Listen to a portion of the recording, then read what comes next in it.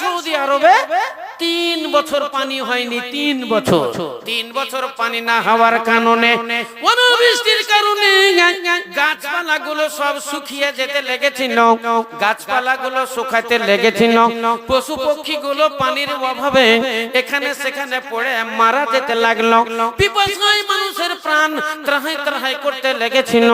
ইসলাম দরদি ভাইরা আমার, জুম্মার দিন নবী আমার খুতবা দেওয়ার জন্য মিম্বারে চেপে গেছেন। খুতবা শুরু হয়ে গেছে।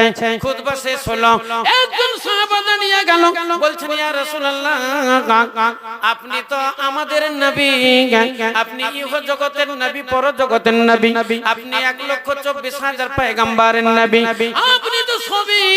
ইয়া রাসূলুল্লাহ, আপনি কি দেখতে পান না আজকে 3টা বছর অনাবৃষ্টির কারণে গাছপালাগুলো শুকিয়ে যাচ্ছে, পশু পক্ষীগুলো মারা যাচ্ছে, মানুষের পিপাসায় প্রাণ ত্রাহি ত্রাহি করতেছে। ইয়া রাসূলুল্লাহ, একটু পানির জন্য আল্লাহর দরবারে দোয়া করেন। আল্লাহর নবী দোয়া করতে শুরু করলেন। ইসলাম দরদি ভাইয়ের আমার, আবু হুরায়রা রাদিয়াল্লাহু তাআলা আনহু বর্ণনা দিলেন, আল্লাহর নবী মিম্বারেই ছিলেন। পানি বর্ষণ শুরু হয়ে গেল। পানি আরম্ভ হলো। এত পানি হলো, এত পানি হলো, সাহাবারা বাড়ির দিকে যেতে গিয়ে সব ভিজে লাতাসানা হয়ে গেল। পানি বন্ধ হইল না। এক নাগাড়ে 8 দিন চলল। গোটা সৌদি আরব, মক্কা নগরী ভেসে গেল। ইসলাম দরদি ভাইয়ের আমার, বাড়ি ঘরে পানি উঠে পড়ল এবং কাজ কাম সব বন্ধ হয়ে গেল। আবার জুম্মার দিন চলে এলো। জুম্মার দিনে নবী খুতবা শুরু করেছেন। ওই সাহাবা দাঁড়িয়ে গেলেন, বলছেন ইয়া রাসূলুল্লাহ, আল্লাহর দরবারে একটু দোয়া করেন, পানি যেন বন্ধ হয়ে যায়, পানি যেন বন্ধ হয়ে যায়। আমাদের কাজ কাম সব ভেস্তে গেল, আমাদের কাজ কাম বন্ধ হয়ে গেল, মাঠ ঘাটে আমাদের যাওয়ার আর উপায় নাই। ইয়া রাসূলুল্লাহ, আল্লাহর দরবারে দোয়া করেন যেন আকাশের পানি বন্ধ হয়ে যায়। আল্লাহর নবী দোয়া করতে শুরু করলেন, আকাশের পানি বন্ধ হয়ে গেল। ইসলাম দরদি ভাইরা আমার, ইনি হলেন আমাদের আখেরি জামানার নবী, নবী কুলের শিরোমণি, তাজদার মাদানী, আহমদ মুজতবা মুহাম্মদ মুস্তাফা। প্রাণ খুলে বলেন সাল্লাল্লাহু আলাইহি ওয়াসাল্লাম। ইনি হলেন আমাদের নবী। সেই নবীর উম্মত হলাম আমরা। আজকে দেখেন মুসলমানদের অবস্থা কি। দুনিয়ার দিকে যদি তাকানো যায়, মুসলমানদের দিকে তাকিয়ে মুসলমানের পরিচয়ই পাওয়া যায় না। ট্রেনে আমরা অনেক সময়তে চলি, বাসে আমরা চলি, ট্রেনের উপরে বসে আছি, সামনে দিকে 5 জন, আমরা সিটে বসে আছি 5 জন, ডান সাইডে বসে আছে একটা সিটে 3 জন।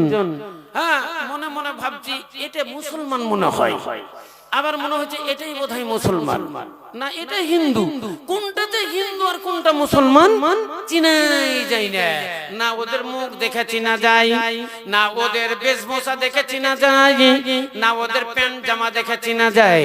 সবারই হাতে মোবাইল আর সবারই জামা প্যান্ট একই রকম, মুখে কারো দাড়ি নাই। বলেন কেমন করে চিনা যাবে কোনটা মুসলমান? ইসলাম দরদি ভাইয়ের আমার, রাস্তায় চলছে মেয়েরা ডনকিয়ার ভাবে চলছে, মেয়েরা রাস্তায় চলছে, ঘাটে চলছে, হাটে চলছে, বাজারে চলছে, বহরমপুর স্টেশনে দাঁড়াবেন, হাজার হাজার মেয়েরা চলাফেরা করছে, আপনি চিনতে পারবেন না এটা হিন্দু আর এটা মুসলমান। মেয়েদের যদি সীতাতে সিঁদুর না থাকতো, হিন্দু মেয়েদের সীতাতে যদি সিঁদুর না থাকতো, তাহলে চিনা যাইতো না, চিনা যাইতো না এটা হিন্দু না এটা মুসলমান। ইসলাম দরদি মা বোনেরা, মেয়েরা রাস্তাঘাটে চলছে, আমার দিনের রাসূল সরকারে দো আলম তাজদারে মাদানী বর্ণনা দিলেন, আমার বড় ভয়, আমার বড় ভয়, আমার নবী বর্ণনা দিচ্ছেন, আমার বড় ভয়, আমার বড় ভয়, আমার উম্মতের উপরে এমন একটা জামানা আসবে, সেই জামানা বড় ভয়াবহ জামানা হবে।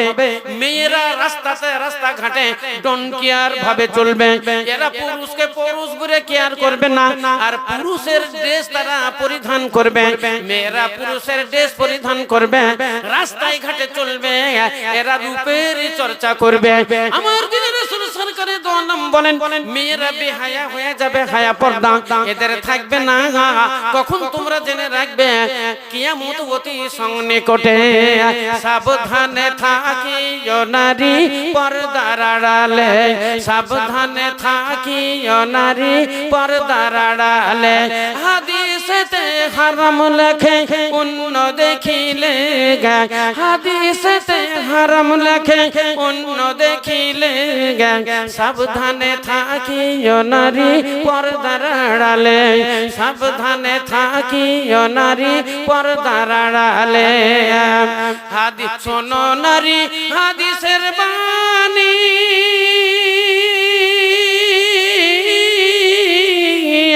যেও না গো পর্দা ছাড়ি।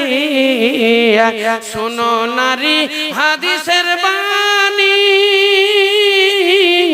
যেও না গো পর্দা ছাড়ি। সুপারিশ করবেন না নবী, সুপারিশ করবেন না নবী দায়ুস হইলে।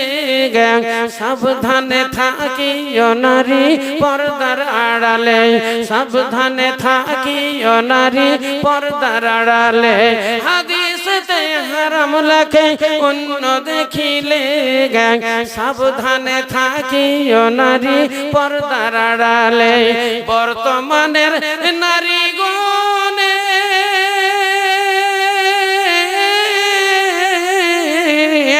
স্বামীকে ঘরে রেখে ভালো লাগে না তাদের, ভালো লাগে না তাদের মার্কেট না গেলে।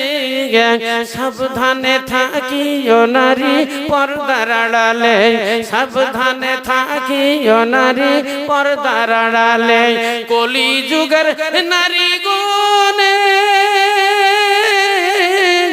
সিনেমাতে যাই দলে দলে, সিনেমাতে যাই দলে দলে শয়তানের ভেসে। সাবধানে থাকিও নারী পর্দার আড়ালে, সাবধানে থাকিও নারী পর্দার আড়ালে। হাদিসেতে হারাম লেখে অন্য দেখিলে, সাবধানে থাকিও নারী পর্দার আড়ালে। কলি যুগের নারী গণে ঠুঁটে লিপস্টিক দিয়ে রূপের চর্চা করে তারা, রূপের চর্চা করে তারা শহরে চলে। সাবধানে থাকিও নারী পর্দার আড়ালে, সাবধানে থাকিও নারী পর্দার আড়ালে। হাদিসেতে হারাম লেখে অন্য দেখিলে, সাবধানে থাকিও নারী পর্দার আড়ালে। পর্দা করে চললে পারে মা ফাতেমার সঙ্গী হবে, পর্দা করে চললে পারে মা ফাতেমার সঙ্গী হবে।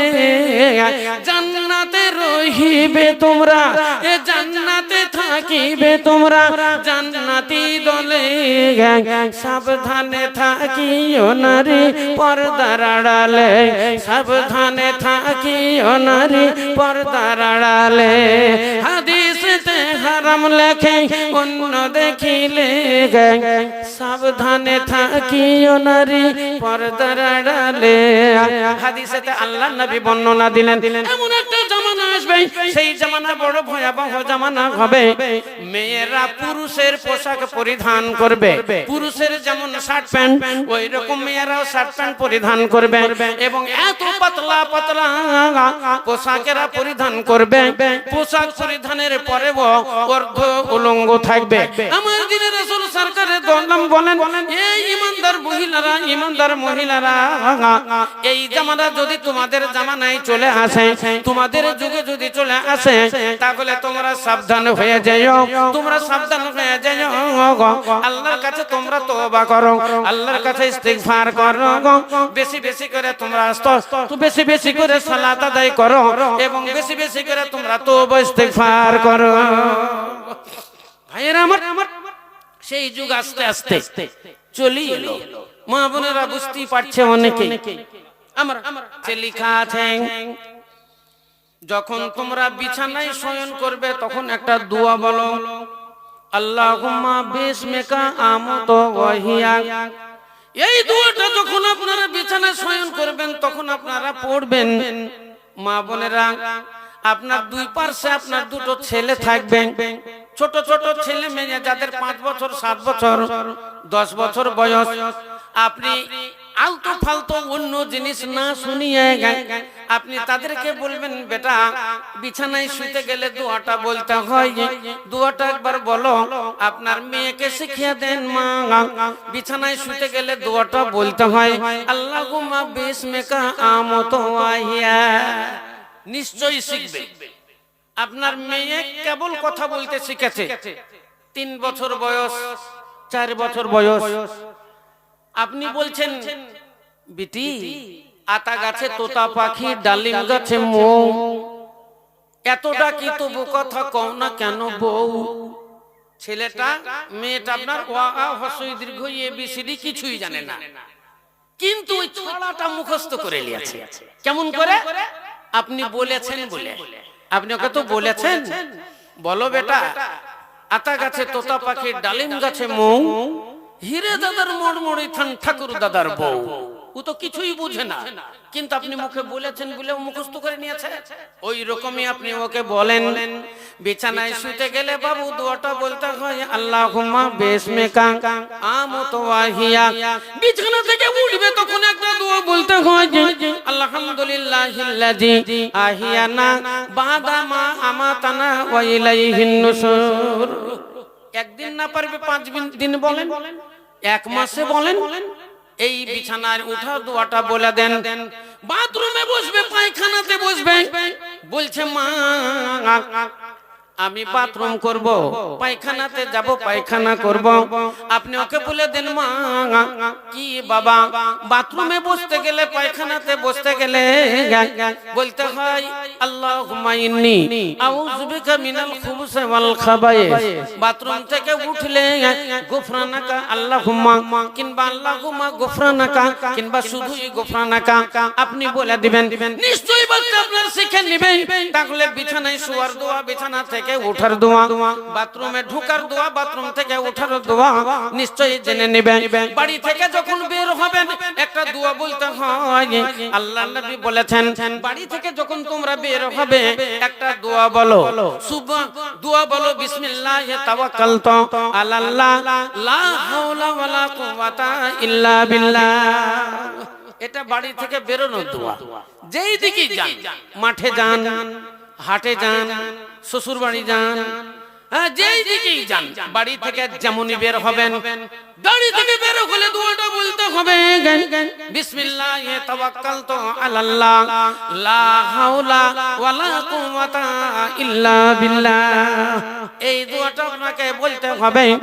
যদি আপনি মনে করেন শ্বশুর বাড়ি যাব, মোটরসাইকেলে চেপে যাব, মোটরসাইকেলটা যখন স্টার্ট করবেন একটা দোয়া বলতে হবে, সুবহানাল্লাযী সাখখারা লানা হাযা ওয়া মা কুন্না লাহু মুকরিনিন ওয়া ইন্না ইলা রাব্বিনা লামুনকালিবুন। এই দোয়াটা বলতে হবে। যদি মোটরসাইকেল না হয় টুকটুকিতে চাপেন, টুকটুকিতে চাপলে এই দোয়াটা বলবেন। বাসে চাপেন, ট্রেনে চাপেন, যানবাহনে চাপতে গেলে আপনি দোয়াটা বলবেন না, সুবহানাল্লাযী সাখখারা লানা হাযা ওয়া মা কুন্না লাহু মুকরিনিন ওয়া ইন্না ইলা রাব্বিনা লামুনকালিবুন। দোয়াটা আপনাকে বলতে হবে। শ্বশুর অসুস্থ কিংবা বন্ধু বান্ধব অসুস্থ রয়েছেন, আপনি খবর পেলেন আমার বন্ধু অসুস্থ, আপনি চলে গেলেন বন্ধুর বাড়ি। হয়তো ভাই অসুস্থ, বাবা অসুস্থ, আপনি চলে গেলেন ভাইকে দেখার জন্য, বন্ধুকে দেখার জন্য গেলেন।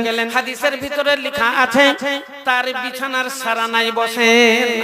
যে ও শুয়ে আছে ওর শিরা নাই, মানে মাথার পাশে বসেন, মাথার পাশে বসে ওর কপালে হাত দিয়ে এই দোয়াটা বলেন, আল্লাহুম্মা আযহিবিল বাস রাব্বান নাস ইশফা আনতা শাফি লা শিফা ইল্লা শিফাউকা শিফান লা ইউগাদিরু সাকামান লা বাসা তাহুরুন ইনশাআল্লাহ।